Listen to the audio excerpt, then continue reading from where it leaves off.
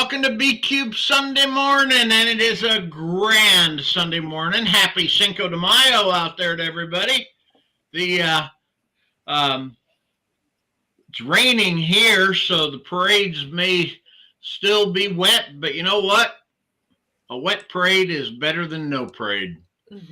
The unless, of course, the candy you're throwing is water soluble, or you're a politician handing out flyers.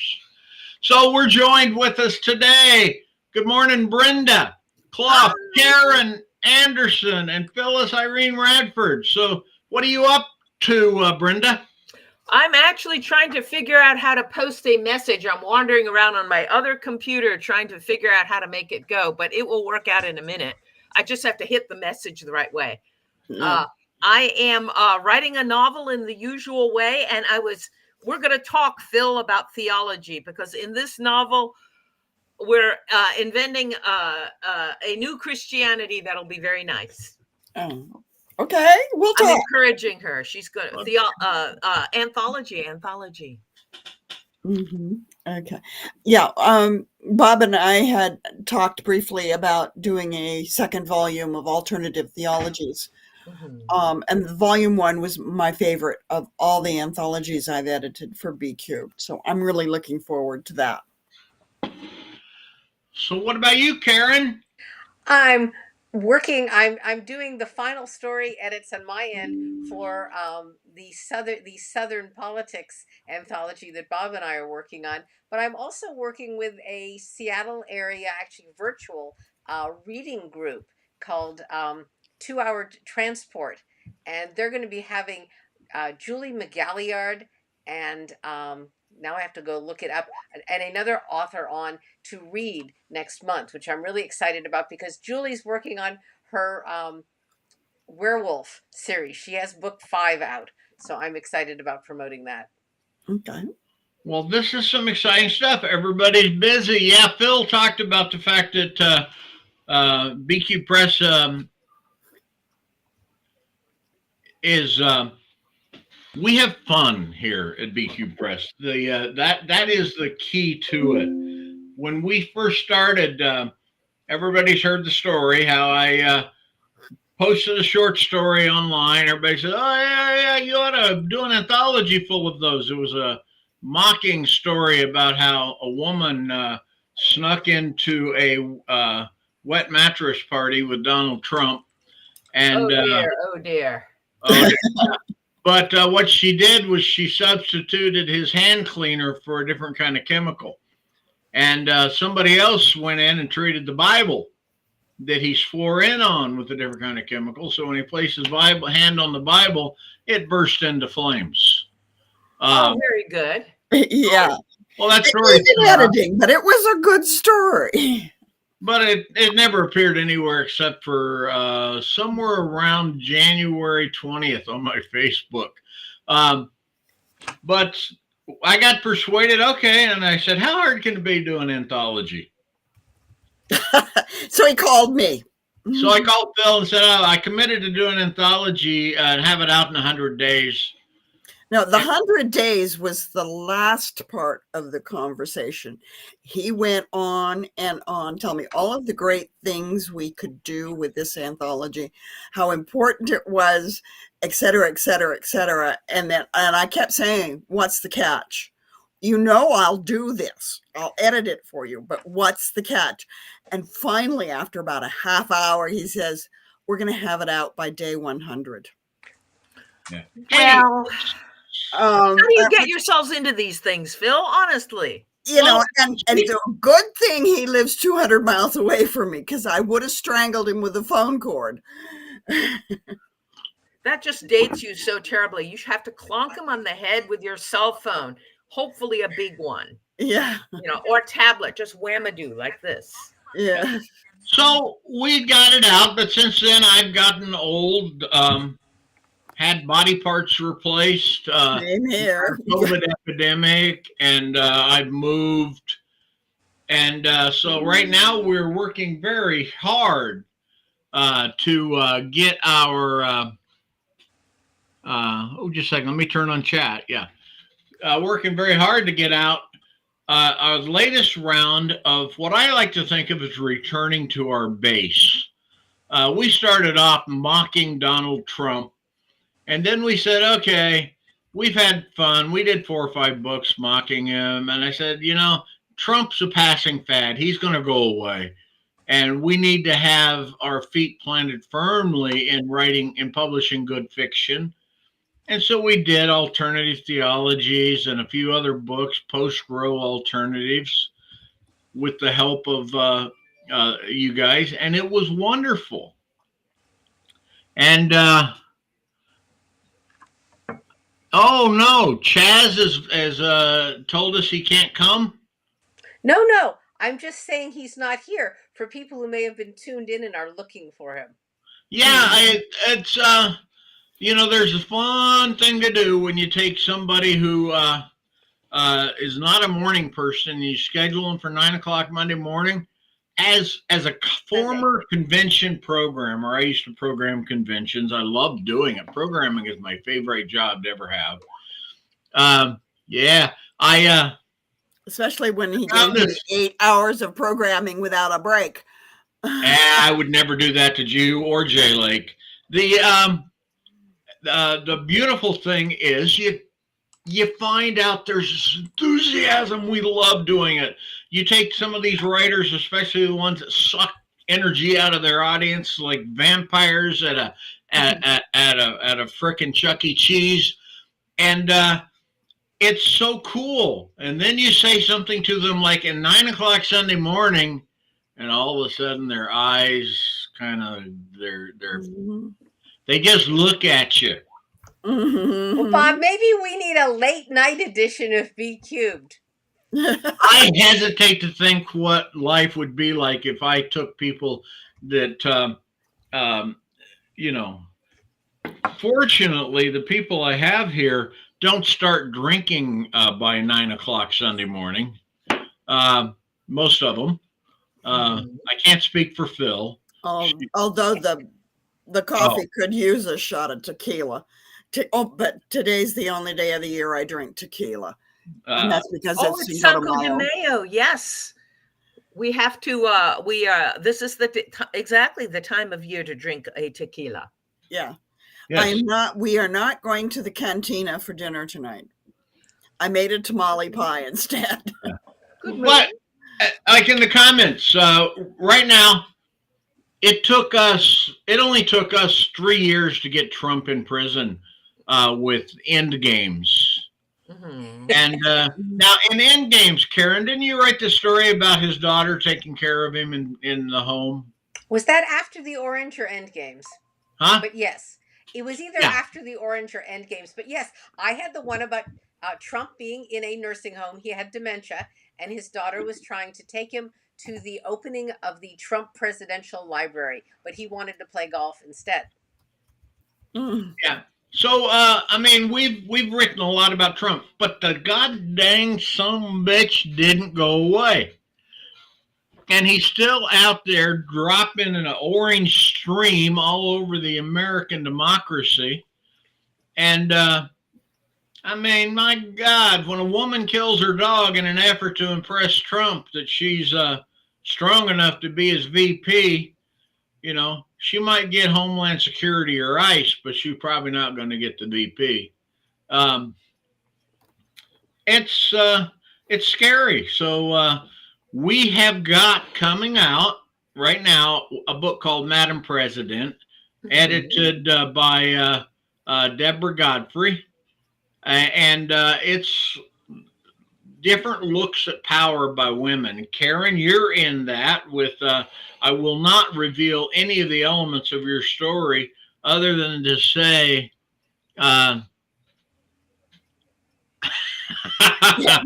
just reading Cheryl's comment, because that was part of what our conversation was going to be today with Chaz, because he was a British citizen, is now a U.S. citizen, and we wanted to talk a little bit about his expat experiences. But we tend to co-opt holy days and turn them into drinking parties. Absolutely. And the whole process of the Americanization, is a seeking for, actually it's for mercantile opportunities to have sales. You know that those tequila people have been marketing hard.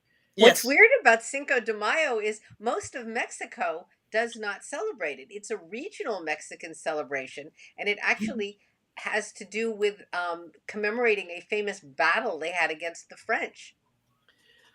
One Yeah. of the things I notice is that, we get our knowledge of another country from our people who are there. So if all the retirees are living in that region of Mexico, and then they come back home to visit the grands, then that's how these things happen. And they're not in some other region of Mexico where they're doing something different.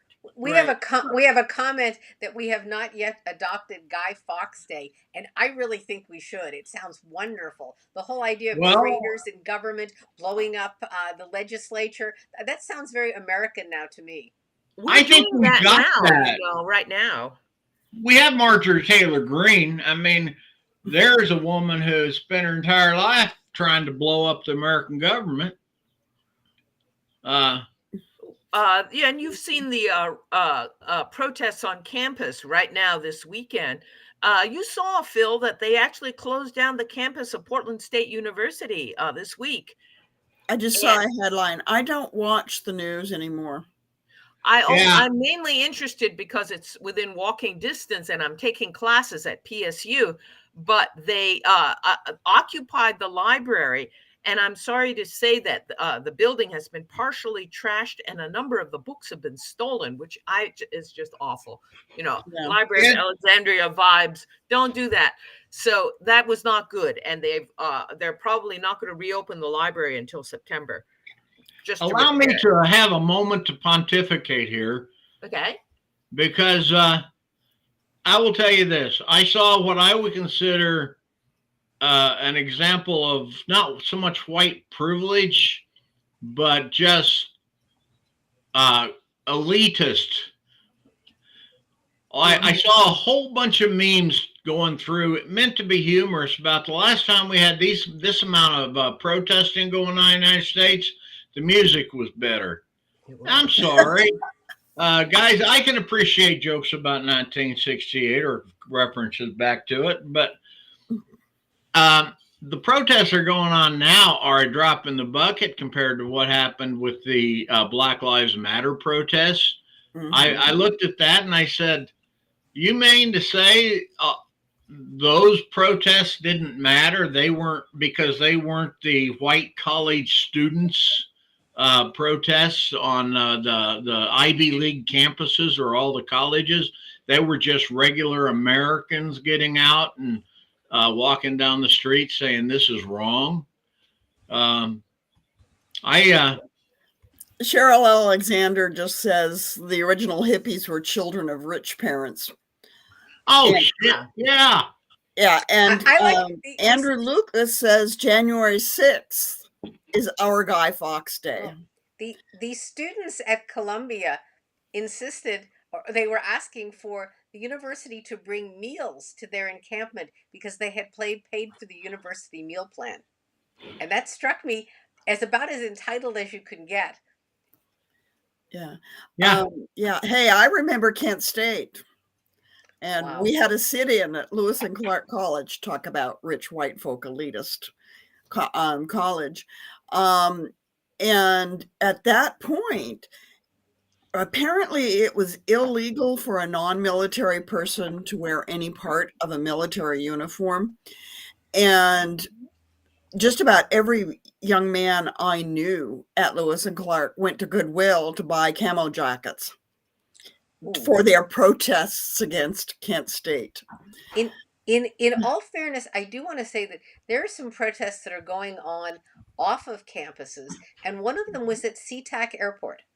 There was a protest about the Middle East, which did not seem to be students. So I'm not quite sure what went on, but they were able to disrupt SeaTac for about 6 hours.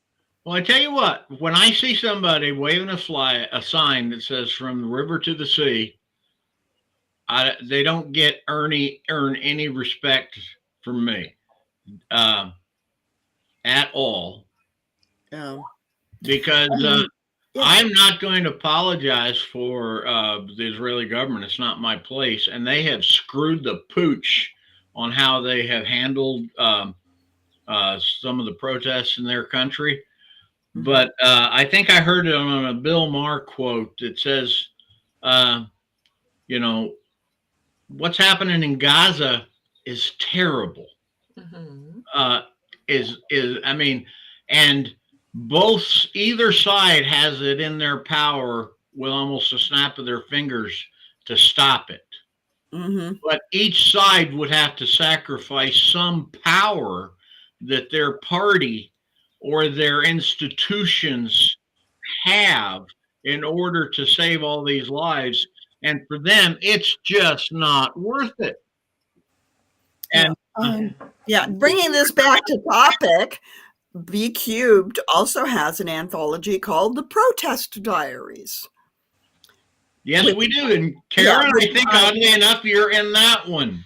Yeah, well, What a I'm coincidence. in it because I proofread it, and I said, wait a minute, here's a major feminist protest that wasn't included. So I sat down and I churned out Lady Godiva's story. Oh, there you go. And it took me like a half hour of research and then 2 or 3 hours to write the rough draft. Thought about it over lunch, sat down and rewrote, edited it, sent it out to send it to Bob, and he says, okay, correct this, and this, and it was in. And you know what is so amazing about that story? I love learning and learning new things. Mhm. Things I didn't know that Phil's story taught me, or going in and researching it to make sure she wasn't feeding me a line of crap, and she wasn't, is that it was more about the horse than the naked woman. Mm-hmm. And it's the origin of the Peeping Tom story. Right. Yeah. But those two things were like worth the entire, it's always worth it to read a Phil story. But when you say, what did the story leave you with anything? And in this case, it left me with a deeper understanding of why that woman got on that horse and did what she did. Yeah. And I kept it as true to the history as I am capable of doing. Mhm. And like I said, I had to do some research. I knew about the Peeping Tom end of it. I knew that she had ridden a white horse. I didn't realize until I started reading about the historical Godiva that it was a war horse, and it was as much against the perpetual need for war that kept the pre-medieval society going. Yeah. So, yeah. How many horses could have been bought and attached to plows to feed the people for the cost of that one war horse? Right. A war horse was the most valuable part of a knight's equipage. It was worth probably all of his armor, his sword, because it takes so much to train a war horse to carry Right. a knight and to fight with him. Yeah, So- but this was a landed knight. He also had his estates to care for. Right. Well, if I were Lady Godiva, I would not have caught the valuable war horse. I would have found a nice tame palfrey and a good saddle blanket Yeah. that was not too scritchy. Yeah. Well, my Lady Godiva made the point that her husband, who was the king of Mercia at the time, paid so much for his war horse, the symbol of war, Mhm. that he could no longer afford to clothe his wife. And, that was her point. And the fact that in the constant drills to be ready for war, they chewed up all of the plowed acreage Mhm. meant to feed the people. Running their war horses back and forth in drills in constant preparation for war. And Cheryl Alexander says a good war horse was probably a better fighter than some knights. Phil, It helps to weigh Yeah. 1 ton, you know? Phil, Yeah, I want to jump in on the whole idea of exposing yourself, which Lady Godiva obviously did in protest, because I was realizing that when I grew up in Washington D.C. and during the Vietnam War, and I attended a lot of protests, and it was a very anonymous thing. You were out there with hundreds of other people marching around. But I realized that today, if you go out to a protest in Seattle, wherever, there are cameras collecting your identity. There is They no more. mask. They're masked up, you know. Yeah, I but think that after January 6th, when the FBI was able to stop frame on everybody's, you know, and get an image good enough to send you to jail, people became aware of that. I think it's really horrible that in this country you have to mask yourself up to express your public opinion in a protest. I think Well, that's you really don't have creepy.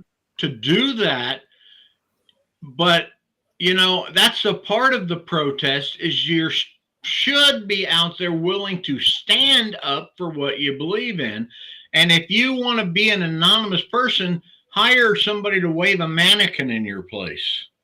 You know, otherwise, go out there, stand up, say, "Hey, my name is Bob.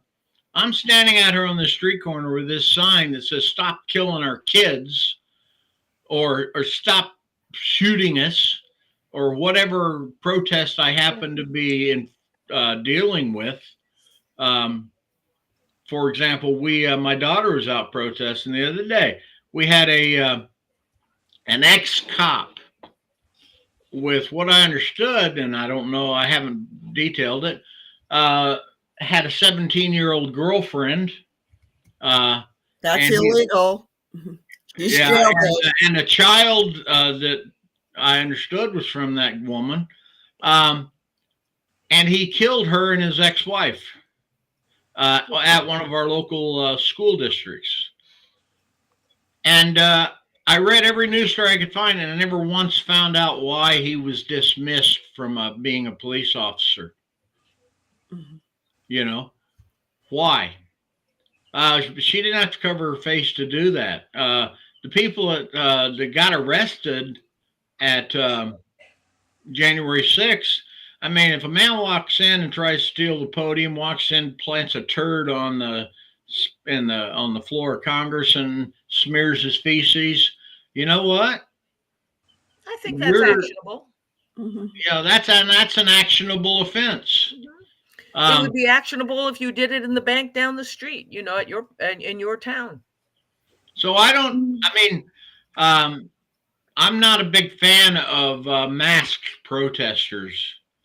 I've never worn a mask to hide my identity during any protest.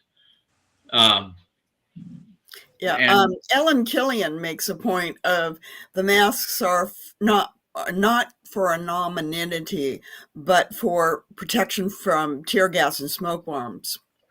I'm more interested in the idea of the feminine power of the body that Lady Godiva felt that nudity was the way to do it. You've seen the pictures of Marianne, the French revolutionary, holding the flag, and due to her excitement in the picture, her blouse has fallen off, and so she's flashing the nation. But apparently, it does not bother her. But that's historical. Yeah. That women have done that in their day. Yeah. Nudity is much more casual in history than it is today. Women's nudity is powerful. Yeah. But you know, the Protestants, the Puritans, whatever, who founded much of this country, had huge hangups about sex and nudity. That has carried through to today, where in historical times, woman has a baby's crying because it's hungry, flip it off, put the baby to your breast, and who cares who's watching? Not done today. Not done today. And just, your clothes are dirty. Step into a stream, strip off, wash the clothes. Who cares who's watching? so European countries especially do not have the hang-ups about nudity that we do. But still, you wear clothes in public as much for physical protection from the elements as psychological protection. And I think that's why Godiva's story comes down so strongly today, is that she was casting off conventions. We don't know when or even if Godiva took her ride, but she lived a long time. She had like 8 or 10 children. I made her middle-aged, sagging breasts, drooping, soft belly. Not overweight, because women in the 800s tended not to have enough food to become overweight. But this casting off of conventions to protest her husband's actions. She wasn't the nubile young sex goddess that so many paintings portray her as. She was probably middle-aged and pissed off. There's a famous account of some medieval lady of the castle and it was being besieged, and they called upon her to surrender. We've got you surrounded, and that thing. And she flipped up her skirt and showed them what's underneath it and said, "I can get more soldiers out of this. Can you?" Yeah. And, oh yeah. I cannot remember who or when that was, but it was Catriona something. It was it was Italian. Yeah, something like that. The troops attacking her were Cesare Borgia and the Pope's troops. Right. And he did get a child on her out there. But it was, I cannot remember right offhand, but it was Catriona something. There are women protesting by removing their clothes today in Iran, and all they're removing is their face masks. And that cost a woman named Masa Amini her life. She was killed for not wearing. She was arrested for not wearing the proper clothing and taken to jail, where she mysteriously died. Yeah. Bob, you have a request to post the link to Protest Diaries. Very well. I shall do that. Okay. I'm trying to remember other cases, but there's a lot of these things where you just, they're not remarked on. Oh, look, she's got it. She's got it right there. She's holding it up. Yeah. Bob's going to post the link. Good. I'm remembering the photographs of the Woodstock concert in the 60s, back in the good old days, Yeah, it was late 60s, early 70s. 71. Yep. People just, taking off their clothes because it's raining like hell and everything's wet. Yeah. And we had in Portland the year after Woodstock, the American Legion held their national convention in downtown Portland. And in Liam Westcott says 69 for Woodstock. But it would have been summer of 1970. The American Legion had their national convention in Portland. And there was a group of hardcore protesters who were traveling the country, going to various places like the American Legion convention to protest Vietnam. And there were a bunch of disaffected college-age kids who just followed these protesters around the country. It was an excuse to party, go to the protest and party. Fortunately for us, Governor McCall set up a Woodstock-like celebration at MacIver Park and instructed all the local law enforcement people, casual nudity, casual marijuana use, open sex will be ignored. The only thing that you're really going to arrest for is the sale of hard drugs. And it worked. It bled all of the steam out of that process, that protest. So anyway, that's just my story. I was at the Women's March in now we're becoming more modern. At the right after the day after Donald Trump was inaugurated, you know, Mhm. the sea of people in Washington D.C. I was in there, and it was the most peaceable, calm, uh, joyful protest march you ever saw. The I was astonished. There would be people there who are handicapped, and the word would be passed. People would call wheelchair coming through, wheelchair coming through, and in the crowd we were all pressed together like shoulder to shoulder, like in a crowded elevator. But somehow everyone would squeeze a little bit more, and a lane would open up wide enough for the wheelchair, which would trundle slowly past. Yeah. And people had Did their you have a babies, their did you wear dogs. did you wear a Chrissy. knitted pink hat? Oh, well, I didn't, but I had 12, not one, not two, but 12 different painted protest signs. And I was worried about rain, so I had something waterproof on. But I had a number of protest signs, and I handed them out, and they vanished instantly. At every now and then, you see one in a photograph somewhere. But there were people carrying their pets. There were people carrying toddlers on their shoulders or in backpacks. We took the train, the metro, back out to where we were. I lived, and there was a couple there with a newborn baby, like 2 or 3 months old, a tiny, tiny baby. And because I'm a grandmother, I said, "You are insane." And the parent said to me, "We want him to grow up to be politically active."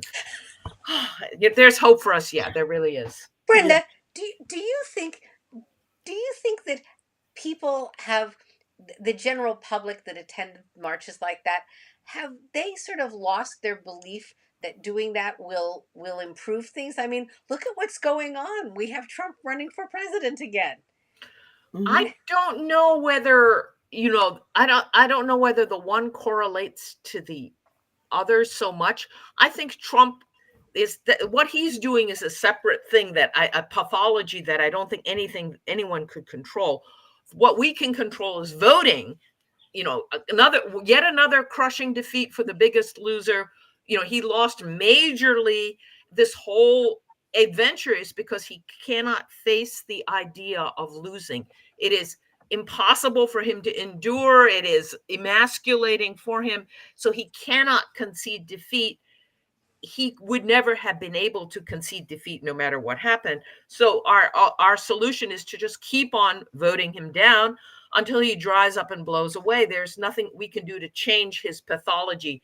He's 80 years old. There's a limit to what you can do. But we can suck all of his money out by letting him run and blow his money on stupid things. We But can. I feel like the average person feels helpless. And one of the things that mass protests do is it makes people feel seen. And I guess I'm looking for a protest movement for the summer, like hell no, he's got to go or something. It just feels like everyone is like waiting for some horrible odor to clear the room. Yeah. Well, And just as a side comment, next month, it's not totally confirmed yet, but Marianne Morinage from Chicago, sci-fi writer, college professor, was so angry Mhm. at the Trump election that she decided to enter politics, and she did her research. The lowest level position she could jump into without being with no history of being a politician was the library board. Mhm. And she ran for office and she won. I have not heard if she's still on the library board, if she's stepping up to a new campaign or what. But since June next month is when Madam President comes out, I asked her to come on and talk about women in leadership roles. Oh, very good. Actually, Like I said, she's not totally confirmed yet. I think she's school board, isn't she? I don't know, but she Okay. started with library Okay. board. Yeah, I don't remember, but if we could get her on, she's one busy person. She has She is, the and she family, the has, job, the politics, the writing. There's a lot yeah, of balls in the air. Yeah, but she has her own podcast for her Serendip House business, which is interior design and cooking.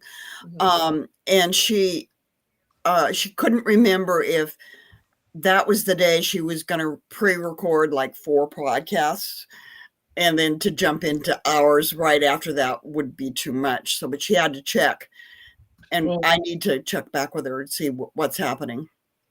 Can I go back to Karen's comment? Yeah. About she's looking for a summer movement. There is a summer movement right now. It's called an election. And I know it's not as exciting as a Black Lives Matter protest or the Women's March on Washington. But right now, every politician out there, every Democratic politician would welcome the phone call that says, hey, I'm willing to stand with you on the street corner and wave a signs and wave at people. I'm willing to go knock on doors. I'm willing to have you over at my house for a fundraiser to a Meet the Neighbors event. All of these kinds of things are the grassroots of politics, that where you can think you can make a difference. I still remember it was before I spent 12 years on the school board because I really felt like I had to do something. But before that, I said, I got a nice, good sized house. I called up all of my politician friends that were running for office, state legislature, down to city council, and said, come on over. We'll have a barbecue, and then we will invite the neighbors. And they came. And they sat in the backyard and they drank beer with people. And they, most of them won their elections because they were willing to do that kind of stuff. So reach out to your politicians and go back to the old Kennedy thing. Bob, when you live in an area that I do where things are pretty much blue, this isn't a practical thing. So I was talking with someone who is a mover and shaker in New Hampshire politics. And I said to him, that's different. Well, I said to him, I want to support local Democratic candidates, but my region, they don't really need that. And he pointed me to a number of organizations, including one called Swing Left. And Swing Left looks for those key races that are going to change a state and stuff like that, and they channel money there. And he said if I wanted to give money, if I wanted to volunteer, he recommended that I look for Swing Left or similar groups and put my effort there. So I've been doing that. I will say that kind of thing does work. When I moved to Virginia, it was a ruby red state, and we lived there for like 30 years. It took that long, but it's trending blue. It has been purple for many years. It's trending blue now, and it's probably not going back. Part of that is the steady gentrification and suburbanization of areas of the state. So you're getting that usual rural city split that happens a lot. Certainly we see that on the West Coast here, but it can be done. Vote Left sort of has the right idea. Yeah, there was, I don't remember the name of the movement that started under Obama, that was a whole grassroots effort at revitalizing, reaching out the Democratic Party. I can't speak to all of that because there's so many groups. Choose wisely, but it's your time, your money, and your kids' future. Yeah. So do something. Don't do nothing because you don't know what to do, or don't do nothing because you're wrapped in indecision. But yeah, like I said, what I had works for me because I'm kind of the grassroots retail politician. Well, you live in a red county. Yeah. Red. It is not red. I have to wash my shoes to get the blood off every time I come in. It rains red here. Yeah. Well, then you just have to that it almost becomes very challenging when you're the only person of a different political persuasion in a relatively small town. People know you. You don't want your car keyed or your house toilet papered or whatever. I mean, this is people can be really petty and mean. I won every election Mm-hmm. because I don't buy the notion that we're just red because the people are bad. We're red because everybody accepts the fact that it's red. If people stop accepting the redness and start being exposed to some kind of information beyond the Fox News, they see somebody wearing a button for a politician that's a liberal, knocks on their door and hands them a flyer and doesn't try and turn their son gay while he's there. You know, we're, the ability exists. It's people who influence elections. It's people who influence their neighbors. Do you remember when Obama first ran for president? The Republicans scathingly said he's inexperienced. He's just a community organizer. And I think it was Barbara Streisand, but it may have been somebody else who came out and said, John Adams, Thomas Jefferson, George Washington, Ben Franklin were all community organizers, which was the perfect comeback. And we need to go back to that. We need people who are tied into the community and not shouting at you from a pedestal. I don't appreciate, getting phone calls from, 888 numbers. I don't, that's not the way to influence me, and they go straight to spam. I told the last one, we do no polls. It's a violation of our privacy. If you call me again, I'm calling the FCC and charging you with harassment. You know what I do? I have been when I need real people to talk to me and beg me to do a poll, but then I tell them that my opinion is very, very valuable and I charge for it $10 a minute, and I take PayPal. They have never yet taken me up on it, but I like the idea of $10 a minute. Yeah. So, and there are people who are making a living out of suing corporations for telephone harassment and violation of FCC rules. You only need to ask to be removed from their call list once, and then it becomes harassment. Wow. So, Bob, are you thinking about doing another book on Trump and elections before the election? I wish I could. I am in negotiations with a writer who's got quite a following, who has a series of essays that I have offered to collect on getting out the vote, but I'm not going to mention his name or the essays unless I can get a firm commitment out of him. Okay. And if so, it's going to be a drop everything else for about 3 weeks to get that thing prepared. But I consider the fact that the book that you're helping us with, the Southern one, Southern Politics, Southern edition, is a return again to the notion that says we're going to have a little bit of fun with politics. We're going to have a little bit of. It's called Bless Their Hearts, which is almost become a national way of saying you stupid. Yeah. But it did start in the South, and so we're respecting it from that way. The open call's gone out.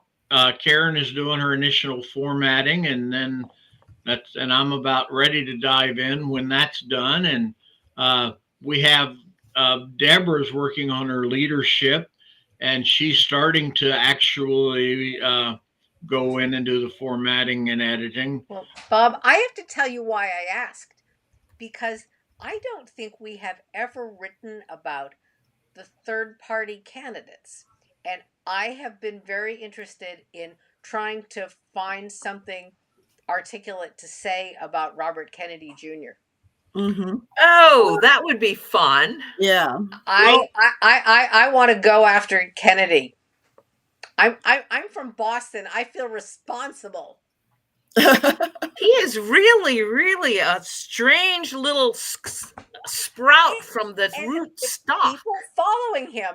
I know a few people who are interested in what he's doing, and I would like I would like the opportunity to dig deeper into that, because our elections run so incredibly close that these third party candidates can blow everything up. Well, what you probably need to start with on this kind of stuff is the use of the third party candidates. Who was the Pinto lawyer? Nader. Yeah. Ralph Nader. Yeah, Ralph Nader knew that he was supporting George W. Bush when he put his name on the ballot. Mm-hmm.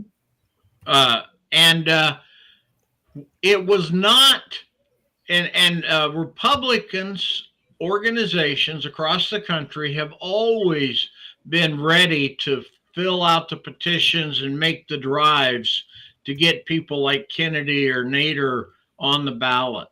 The third party candidate, even back in the days of John Anderson, who I think, are not what they appear. Ross Perot gave us. We've got a Ross Perot story coming out in the new book. The Southern Politics book has a Ross Perot alternate history. Very good story.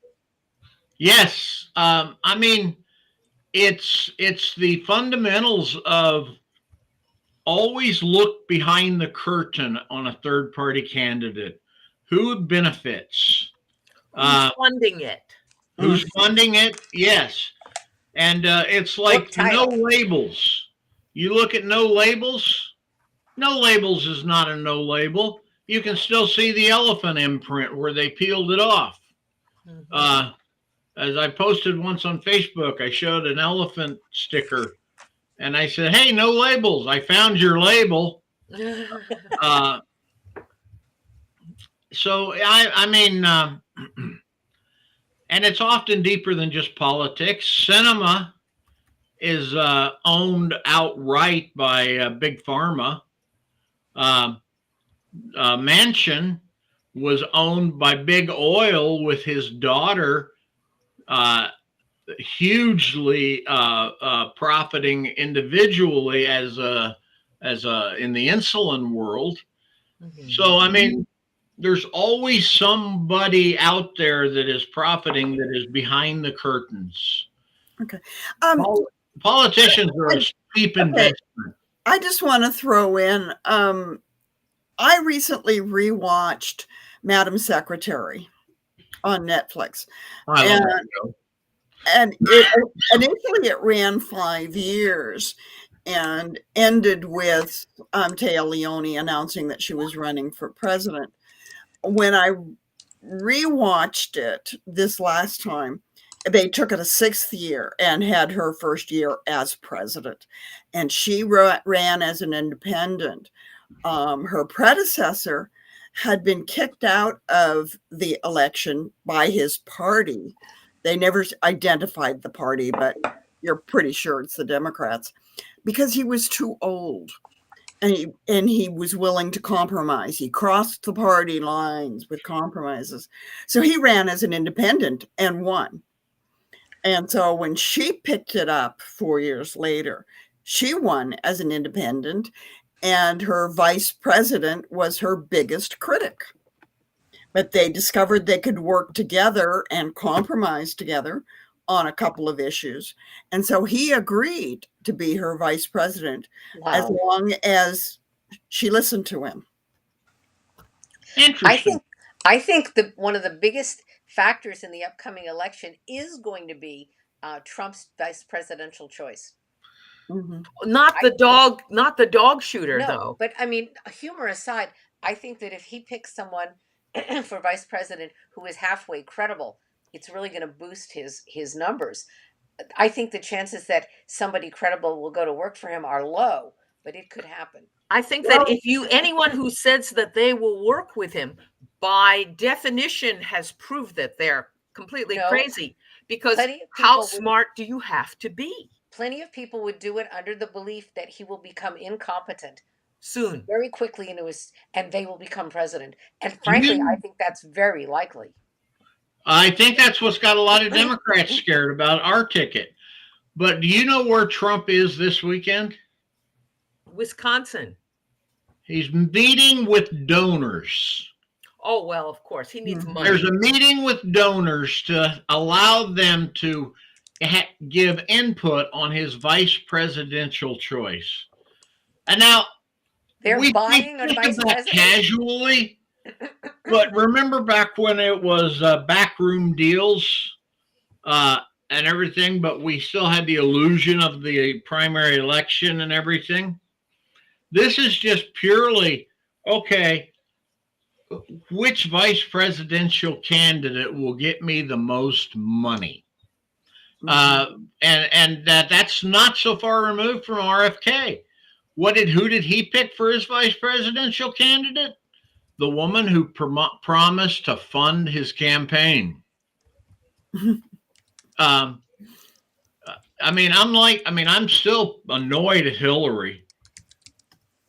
I'm madder than hell at Hillary, and I'm not real thrilled with Biden on their vice presidential picks. I truly wanted Stacey Abrams as the vice president. She had fire in her belly and credibility on her shoulders, and not going to diss Kamala, but I still think he could have made a stronger choice. And when she picked this person that he could disappear you put three people in a room and he was going to disappear. He just had no presence. She had so many people out there she could have chosen that would have done wonderful. I don't know whether any vice presidential choice would have made a difference there. I do think that this time it is going to be an important thing simply because of the age of both candidates. Yeah. It's critical. You're 78, you're 80. The odds are starting to shift. I mean, in a lot of ways, this election is really the vice presidential candidate versus the vice presidential candidate. The election's really one tier down. Someone wrote a great short story about this, and I can't remember the title or the author, but it was the one where it was the 2000 election, and an idea had gotten going that if you were elected in 2000, your chances of your chances of being assassinated were high. So everyone was sort of kind of reluctant to step up, but somebody's principal did, and a very powerful person undertook to be his vice presidential candidate. And simply by jiggering the inaugural year a little bit, they were able to evade the curse. Oh, interesting. I have this fantasy in my back of my mind sometimes that says Sotomayor,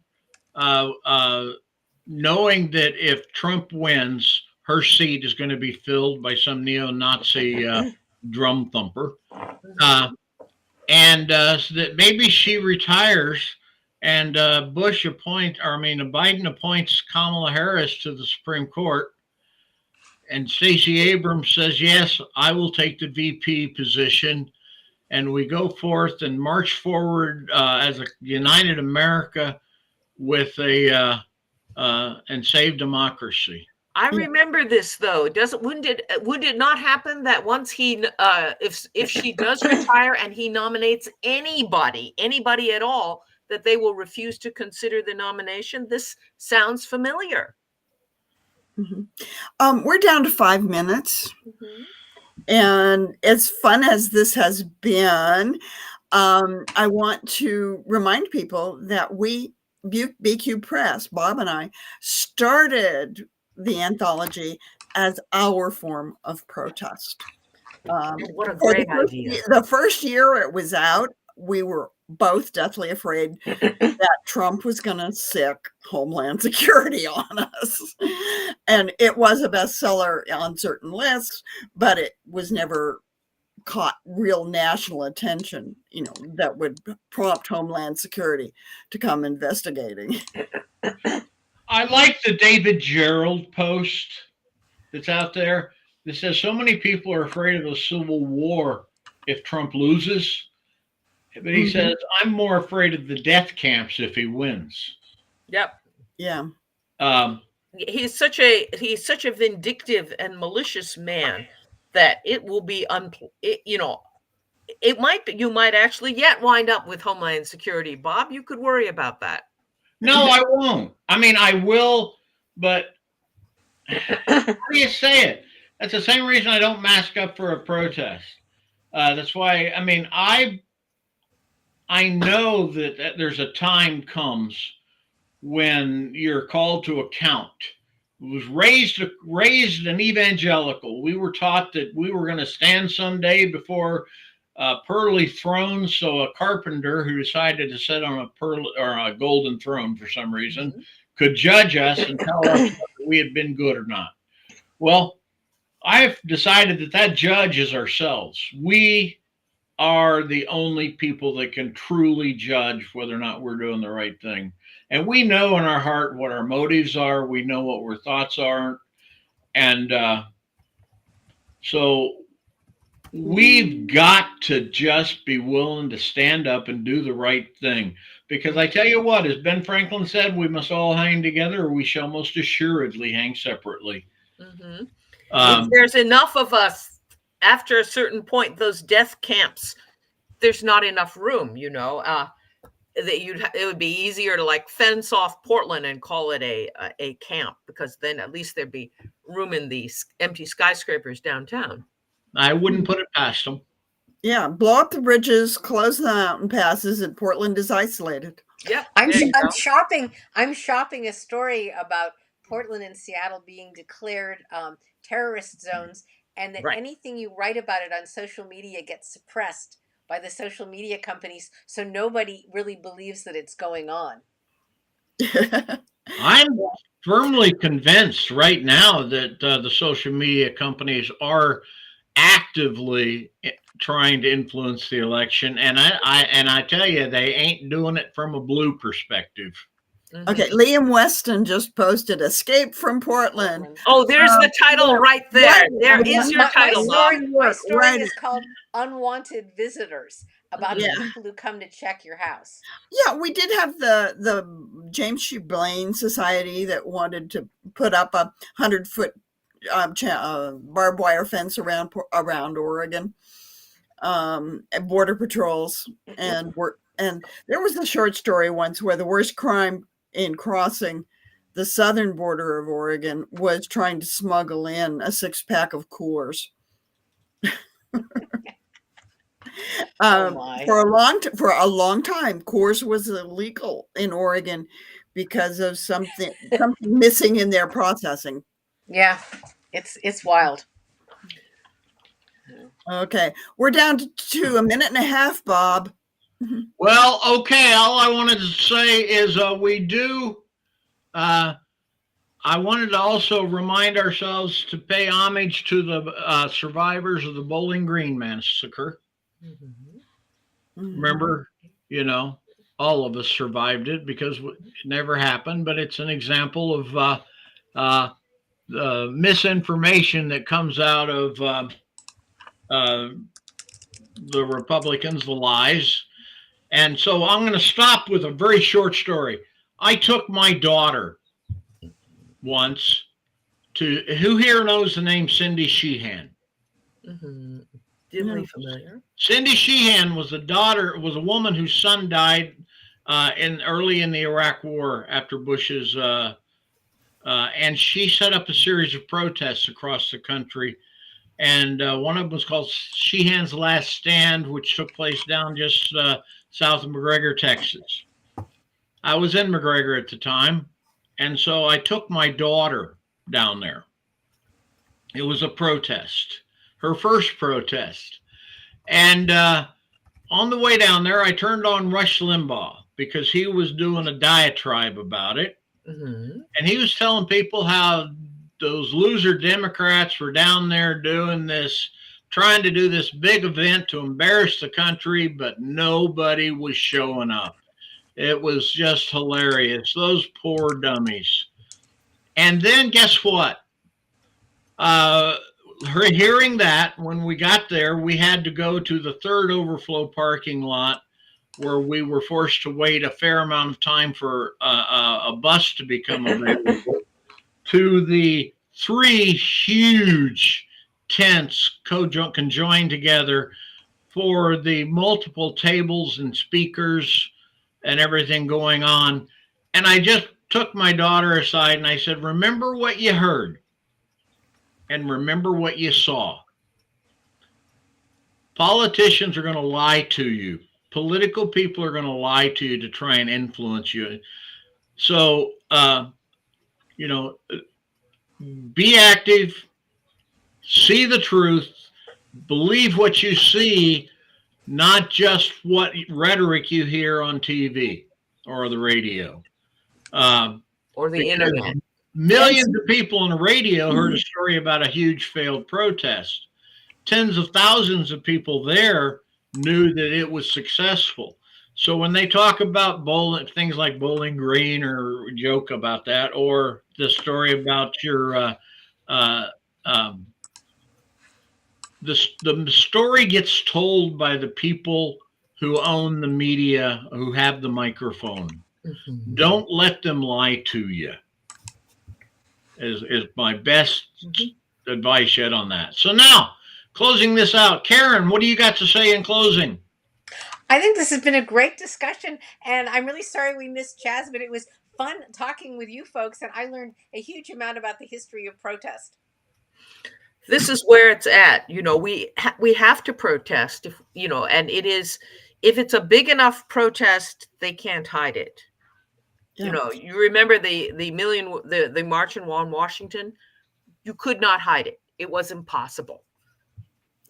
And that's what B Cubed is all about. We started with one anthology as a protest. We called it Alternative Truths. And it's still, the stories are as valid today as they were when it first came out. And as long as there are people like you listening to us and reading our books, we will keep protesting through the written word. That's what we do. And so I would like to do a call out and a great thank you to Chaz. For not being here. Yeah. But we'll get him yet.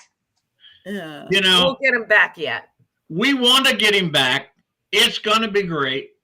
But I think I will put this down as one of our great shows. Yep. With wonderful people sharing valid experience in a time of great uncertainty in our country, where it's up to each of us to speak out and do what we can. And we're going to vote, right? We are all going to vote. Everyone here is going to vote. Yes. Yeah, you're going to vote. And everyone over there in comments is going to fucking vote. Yes. Right. Okay. And if you are not registered, please, please, please go out and register tomorrow morning when the post office open up. Which you is where can't you do it last minute, okay? No. And you should figure out how to vote and be there on that day. Right. And Oregon has mail-in ballots only. So there's no reason to be intimidated by thugs at the polling place. Or a heavy rainstorm. Not that anyone in Oregon should be intimidated by a heavy rainstorm. I mean, hey, I'm a native Oregonian. I've got webbed feet. Rain does not intimidate me. You can't. But everyone in this nation should plan to vote, not only in this election, but in every election from now until you die, okay? This one, the next one, the one after that, until they shovel you under. We got into this because not everybody voted. We must never relax again. Right. And I joined with Thea, got my mail-in ballot right here, gonna send it out tomorrow. Mhm. And I have mine as well. I have my voter pamphlet so I can look through and read the Why? political statements of all of the candidates and the issues. Mhm. So anyway, vote. It's been Yes. great having all of you comment. This has been one of the best and most active conversations we've had. Thank you all. Thank you all. Have a very good day.